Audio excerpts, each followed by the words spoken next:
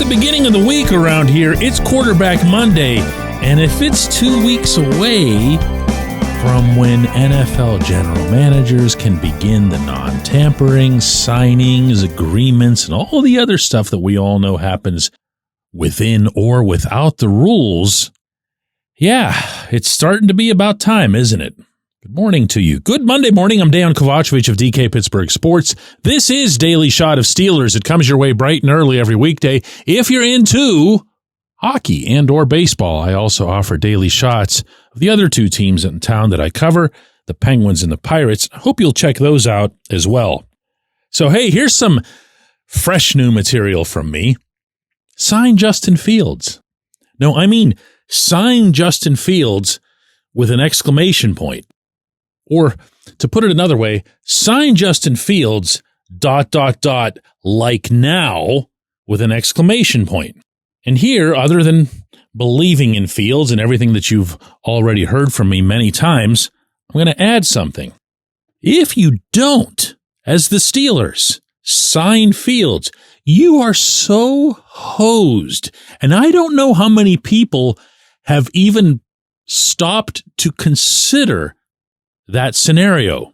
And maybe it's because we've gotten kind of comfortable in our recent dialogue over the past half decade about how it's between Mitch Trubisky and Kenny Pickett, and then Mason Rudolph comes along, and we're just picking one quarterback over another, that a lot of folks, I think, have reduced this to just being Justin versus Russell Wilson.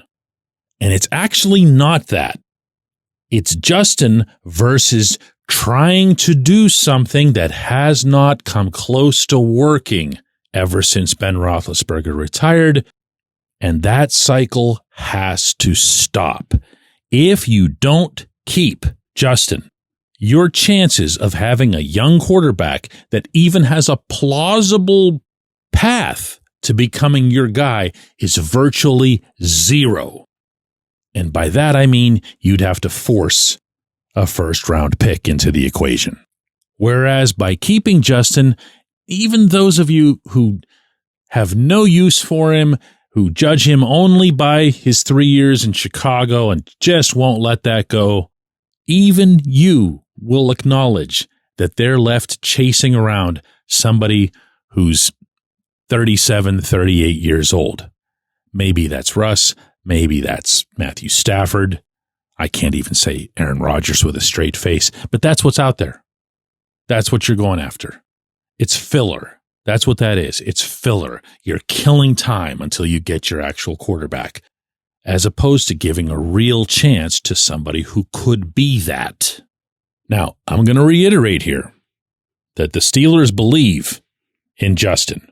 The people within the Steelers who matter from a football perspective believe in Justin. That's probably a more accurate way to phrase that. Those people also want to see the offense based around a mobile quarterback. Mike Tomlin said that in his end of the season press conference. Art Rooney essentially echoed that a couple weeks later. But yet they'd be left with going after the old guys. They'd be left with the rest of the NFL's table scraps. They'd be left with extending this seemingly endless search for Ben's replacement into another year or two. Or if they end up bringing, a draft pick or a rookie along, maybe 3. You show me where in the NFL that works, that formula that I'm describing right there, that template. Show me where that works. Show me where that's a thing. Because if you can dig up even one example, I can counter with about 12 or 15 of what it is that I'm putting out there. Now, listen, I'm not saying this to sound the full alarm. I think that's going to come next week. I will reiterate my reporting that the Steelers want to bring Justin back. I will reiterate the very obvious cap space that's available, that's now in the range of just over $60 million entering the 2025 season. And I will vociferously point out, and yes, I said vociferously this early in the day, that the Steelers will have zero excuse for not getting this done, up to and including the possibility that Justin will just say, hey, I'm going to test the open market no matter what. I don't believe that that'll be the case.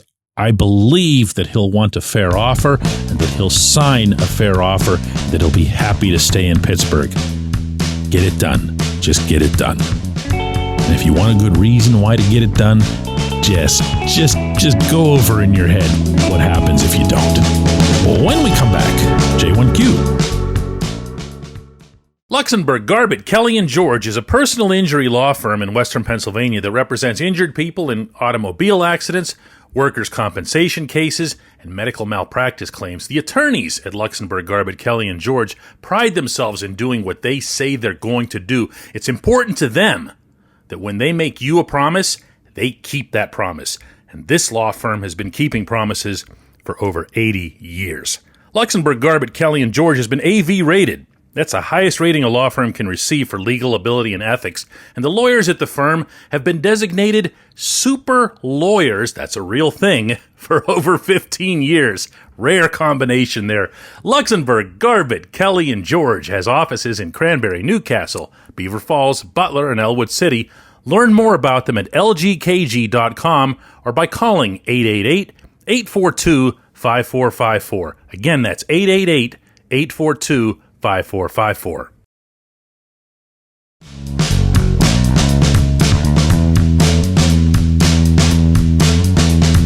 Today's J1Q comes from Sean Epstein, who says, hey, DK, I know you believe that it's likely to be Justin Fields, but I'm starting to warm to the idea of Matthew Stafford. First of all, I know he's 37, but he has no baggage. He's still playing at an elite level. Let's be frank that the window for this team is probably in the next 2 years. Cam Hayward and TJ Watt not getting any younger and the rest of the defense not exactly being elite level players. With $60 million plus in salary cap space and the ability to create more, why not bring in Stafford and Cooper Kupp and go for it? Well, I'm not going to repeat the whole first segment, nor really the bulk of the episodes of this particular program in this calendar year, Sean. But I will say that every time a quarterback's name pops up in any context as being either available or potentially available, the Steelers are one of the teams on the short list that everyone will hypothetically attach them to, because that's a great way to get views and listens and clicks and everything else. In my eyes, as again I mentioned in the previous segment, this isn't a match. This isn't something that works. They say they want a mobile quarterback. They say they want an offense that's built around being able to power the ball, to punish the defense, use 2 tight ends, don't worry nearly as much about having, 400 passing yards or whatever. And then you're just supposed to parachute a guy like Stafford in. One thing to understand about older NFL quarterbacks, and I don't know that there are exceptions to this, they don't show up somewhere and say, what kind of football do you like to play so that I can adapt and learn? They don't do that at all. They're set. They're a made product. The same way that Arthur Smith and the Steelers were never going to get Russell Wilson to throw across the middle of the field or to get rid of the ball more quickly, they're never going to get anybody of that age to say, let's just try a whole new thing. The way it works is you pay all this money, whatever that happens to be, to that older quarterback. That older quarterback knows why you paid them, and they come in expecting to be what they've always been, to be what got them that money. So we're going to go from the head coach and the franchise owner and everybody saying that they want to play a certain way. And oh, by the way, Art Rooney added on his own that not only does he want to see the quarterback play a certain way, he wants to see the whole room of quarterbacks play a similar style. That was his terminology in that session, so that there's a continuity to the offense no matter who's behind center. And you're going to say all that and have that player right there under your roof with exclusive negotiating rights and just go, nah.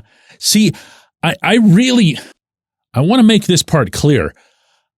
I'm not getting the way I am in this episode because I expect that the Steelers won't get this done or because I have information that they won't get this done. Everything that I've heard to date points to that. But I do feel like now is a good time to stress why it needs to get done. There's a difference. I appreciate the question. I appreciate everybody listening to Daily Shot of Steelers. Be back with another one of these tomorrow. And don't forget, we've got a double shot coming up today. That's our new video show on the Steelers that starts at 4:30 p.m. Eastern Time.